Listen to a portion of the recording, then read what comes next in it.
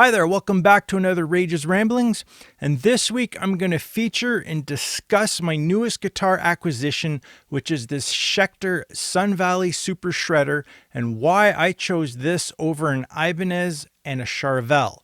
But first, here's a little demo video for you.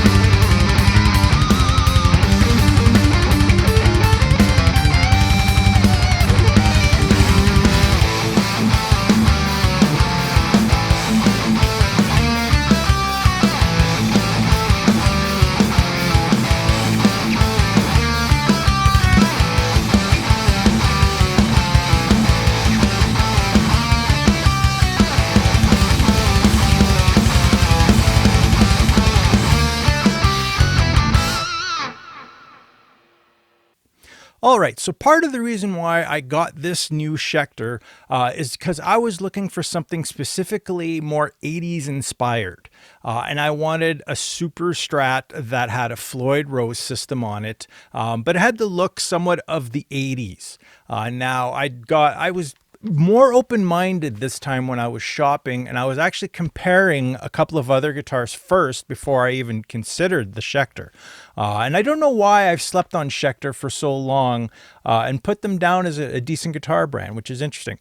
But for this, I wanted some specific appointments and features to what I'd be playing, but I wanted the look of the 80s, sort of, something a little bit flashier, something with the pickguard, but was very functional and had a more modern take. So first I looked at the Ibanez RG550, which comes in some cool 80s inspired colors. And then of course there's the Charvel Pro-Mod So-Cal, which I did have one at one time that was a white with a black pickguard, but they have some other colors and they have some other stuff. So I was deciding I was going to try a few different guitars this time. Now, this I ended up deciding on for a number of reasons. So first of all, this has active pickups. They don't look active, but they're active. They're these new EMG Retro 70s pickups. Now, they're sort of a passive pickup, but with an active preamp designed. So in the back of the pickup, there's like a preamp that you can plug in. And at first when I got this guitar, I thought, you know what, I like the feature of the active pickups where I can unplug these and put in other pickups, whether it's another EMG or even my Seymour Duncan Blackouts, which I've got a spare set sitting, and I was kind of planning on putting them in this guitar if I didn't like these pickups. But lo and behold, I kind of actually like these pickups. They actually have more of a upper mid range to them that really is kind of inspired by the 80s, but it's got all the active features that I like. So like natural harmonics, any kind of harmonics on this guitar is really easy to achieve. Especially I'm doing a lot of whammy bar work lately with the natural harmonics and whatnot. So I liked the sound and the tone of what was happening when I was trying out this guitar. And even in the demo video, I kind of really like the output. The output and the tone of the pickups, like they don't sound like they're over hot, like not too hot of a pickup, but they really kind of reminded me of my EVH Wolfgang special pickups, which is an Alnico 2 magnet in those pickups, and it kind of really reminded me of that with that upper mid range. So it really has a nice bite to it. So I was kind of like, oh, I kind of like the tone of it. So for now, I'm going to keep these pickups in. I might do a shootout at some point and compare these against maybe some Blackouts and see with the different sound. But for now, for what I'm using this guitar for, I really like the sound. Now, a big part of me and what kind of wanted me to get a pickguard not just for the look, but one thing I've realized in the last while is while I'm picking is I anchor my finger. That's something when I was first started taking guitar lessons, my teacher had me anchor my pinky finger. I didn't realize what would happen. Now, this guitar has been my main guitar for quite a while, last 6 months or so, but as you can see, it's a satin finish. But you can see here where I anchor my finger, it got turned into like a semi-gloss on here from so much of the rubbing of my finger on here. And there was a little bit here, but it's kind of not really showing from when I palm mute. Yeah, you can't really, you can see a little bit touch there. So I didn't really realize that made much of a difference. So I was like, oh, you know what? Maybe I'll start getting stuff with pick guards. Maybe there's a good reason to have the pick guard with a satin. I don't know. For some reason, I just never realized this about my own playing before. So that was part of the reason why I kind of specifically wanted something with the pick guard. Now, the other thing that at first I was kind of iffy about was the Floyd Rose. Now, the nice thing about this, and it's a newer feature that I like on a lot of guitars, like my LTD, is the stainless steel parts that are on the Floyd Rose. I really like that, but this is actually a Floyd Rose special, which I was kind of disappointed. I would have actually preferred a 1000, but what is surprising is this is Schecter's own hot rod. I think they call it the hot rod mod or something. But the one interesting thing, it is actually a push-in trem bar, which is identical to the Floyd Rose 1500, which is a newer Floyd Rose, which I believe the newer version of this guitar now has the 1500 in it. So that is interesting.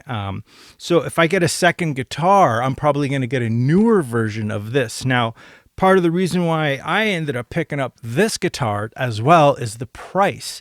This was actually on clearance because I think they're discontinuing this version of the guitar, and there's a newer version of this guitar, as I said, with the Floyd Rose 1500. It's got some actual Schecter USA pickups in it. And I think it's made in Korea instead of this one's made in Indonesia. Now, Ibanez, great guitar, but that guitar, and especially the Charvel as well, made in Mexico, there was a huge selling point on this guitar, and that is the heel portion here. And this is more of a modern shape to it, where both the both the Charvel and the Ibanez have that square old school heel on it. And I remember now my old So-Cal that I had, that was one thing I didn't like of playing higher up, as well as not having 24 frets on the Charvel. I would have preferred 24 because of the access. This guitar I found, especially where I kind of put my thumb at the back here, I've got some great access. I don't play up to the 24 very often, but I do. But I just like the fact that I've got this access up here compared to when I was trying out the RG550 and the Charvel. So that was actually a big selling point, is the access up here, because with shredding that I'm doing lately, I'm actually playing a lot more up here. Especially there's a couple of solos where I'm actually playing quite up here, 19, 20, 22, and I'm doing some runs in here. So having this access actually made kind of a big difference to me. Another huge thing for me that I didn't realize until recently was where the selector switches. My PRS Custom 24 SE, for example, the selector is under here. So there's a solo that I'm playing, and halfway through the solo, I got to quickly select, but the selector is way down here, like right here underneath where the bar was, and it was so hard to select to switch to the neck pickup and back after I was done the solo. I like right where this is mounted, right there. I actually usually prefer a blade toggle, but this is like the 3-way toggle. I kind of like it actually, which has actually been functional for what I've been playing lately. Now, another interesting thing, the fact that I really like where the volume, how far away the volume is from the bridge pickup. It's a great position. This is actually 2 volumes instead of a volume and a tone, which is typical most guitars. Now, I had mentioned in my older video that my active versus passive pickups is that when it comes to active, the cleans aren't so good. And I know some guys will roll down their volume a bit. Now, what I can do now with having 2 volumes is I can actually roll down the volume a bit on the neck pickup. And when I go to clean, select this pickup. And of course, it's in a good, easy position for me to do. So that was kind of like another feature. I was like, oh, I kind of like where they've selected this. So that's kind of really cool. So that's another big selling, more modern feature of where the placement of the knobs is, and the fact that it's got 2 volumes for active pickups. I thought this was kind of a genius in a way. And of course, another thing is where the truss rod adjustment is here at the neck heel. I really like this. This for setting up and whatnot, which I've had to do a lot of guitars lately because of the climate changes here in Canada. You kind of have to. All right, so when it comes to the setup, this guitar was set up fairly well, even though it had been sitting in the store for quite a while. It was on clearance. The serial number starts with the 21. I'm thinking this is brand new 2021 for being its age. Anyway, so I was like, oh, whatever. I got it for a really good price. And that was another selling feature, is that this was like hundreds of dollars less than the RG and the Charvel. So I got a good deal on this as well. And the availability of what was available for the other colors for the other 2 guitars just wasn't what I was looking for. Now, with the setup of this, there was some fret sprouting, which happens here in our climate, that I've actually done my own work on trimming down these fret ends, making it nice and smooth. So that was something else I had to do. The other interesting thing in this price point is none of these guitars come with cases or gig bags or anything. So I had to buy the molded case, which Schecter has a really nice molded case, but over $300 Canadian was kind of like, eh. But Ibanez, Charvel, they're all the same price. They're all about $300. So I was like, either way, I'm going to get the case to go with this guitar. So that was sort of another thing about these guitars in this price point. They don't even offer gig bags. PRS does, which is nice. At least it's nice to have, but oh well. I got a good deal. I got a good price on this guitar. So just the case cost me a few bucks. That's all.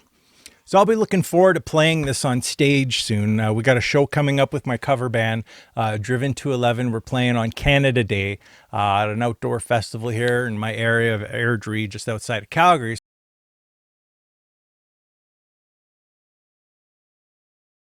All right, so this is my first Schecter, so I'm really curious to see how well this compares to the other guitars I've owned over the years, especially being sort of budget friendly. I know this is more of around the $1,000 Canadian mark, and I usually play much more expensive guitars, but I don't want to bring those guitars out gigging or on the road or anything anymore. So I'm really curious to see how well this guitar does, especially having that Floyd Rose Special in there, to see how good it stays in tune. How well it does with the dive bombs, and just, overall the wear and tear of this guitar. I'm really curious to see how well it does. So you'll see me playing this one on stage very soon.